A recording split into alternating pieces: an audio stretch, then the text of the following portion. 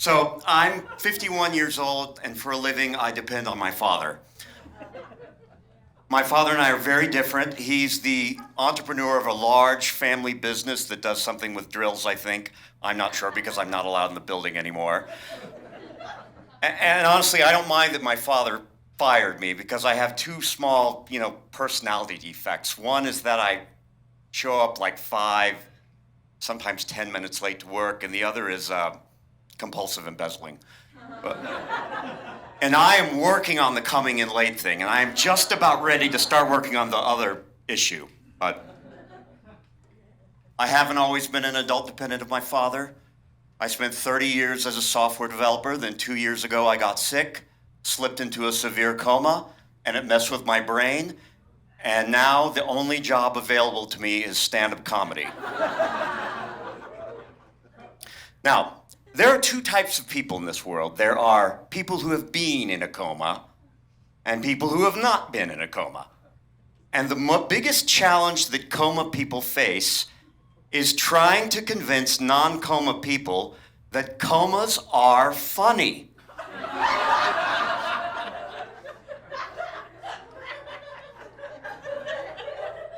The usual reaction when you tell someone you're in a coma is, "Oh my God, you were in a coma? Are you okay?" And us coma people are like, "Yes, it's funny, you can laugh. If you don't laugh, I went through this coma for nothing." Anyway, well, like I said, the coma messed with my brain, and that sent me to what the kids call a grippy sock vacay.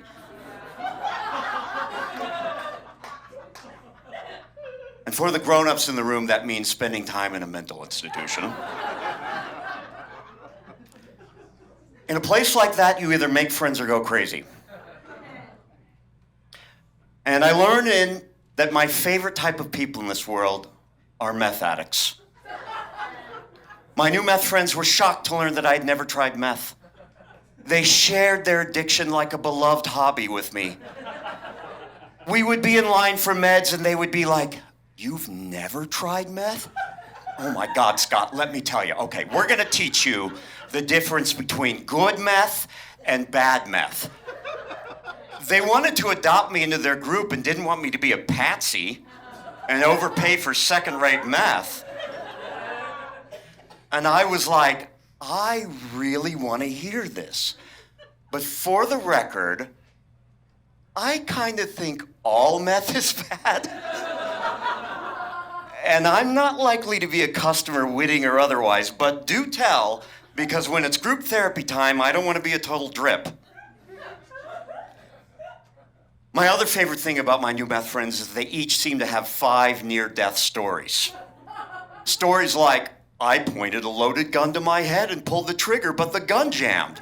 God has a purpose for me."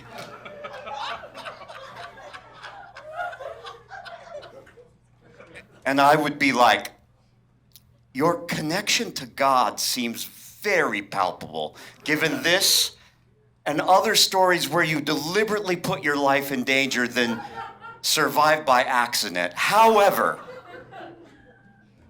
may I suggest that you be a little more careful? I mean, have you considered, is God willing to keep us swooping in indefinitely to save a person who has dedicated himself to the consumption of meth?" Now, one of my other friends invited me to his abando. Turns out meth people live in abandos. You know how normal people say condo is short for condominium? Meth folks say abando is short for abandoned house. And instead of guests, they have tweakers. And my friend was like, "Scott, I keep my abando nice and clean. You should come over, meet the tweakers." Now, I'm very endeared to the sober meth addict. But some strange instinct kept telling me, I'm not sure if I'll feel the same about my new meth friends when they're on meth. And I don't want to hurt anyone's feelings just because I'm a weakling and I'm afraid of going to a spooky abandoned house with tweakers. So I had to make lame excuses, and I would say things like, "I really want to visit.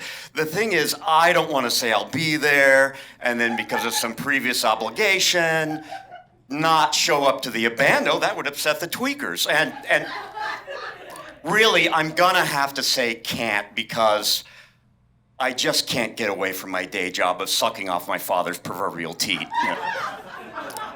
That's it, thank you. I don't do the finest comedy, but I do it for the finest people. I always end with that. Thank you very much, and thank you. Scott Williams, ladies and gentlemen.